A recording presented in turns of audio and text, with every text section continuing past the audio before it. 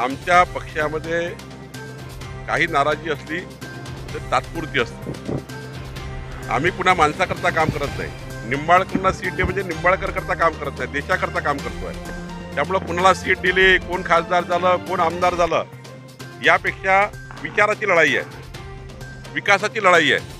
आणि त्यामुळं काही थोडी नाराजी असतं एखाद्या सीटबद्दल. पण मला वाटतं जेव्हा मोदीजींचं वादळ आणि मोदीजी करता विषय येतो तेव्हा साऱ्या नाराज्या संपून जातात.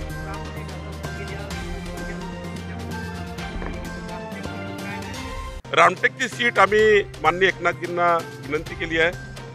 या रामटेक लोकसभेमध्ये आपल्या सर्वांना माहिती आहे की आमचे 99% सरपंच भाजपचे आहे, जिल्हा परिषद आमची आहे, सारं आमचं या ठिकाणी पक्षाचं काम आहे.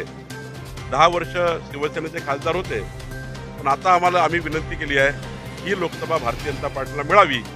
माननीय एकनाथजी शिंदे हे आमची विनंती मान्य करतील. शेवटी त्यांच्याकडे जागा आहे, त्यांनाच विनंती करावी लागेल. त्यांनी जर विनंती मान्य केली तर भारतीय जनता पार्टी लढेल. त्यांनी जर समजा त्यांचा पक्ष लढवायचं असेल तर ते लढतील. पण कोणीही लढलं तरी 51% मतं घेऊन रामटेकचा खासदार महायुतीचा निवडून येईल. हे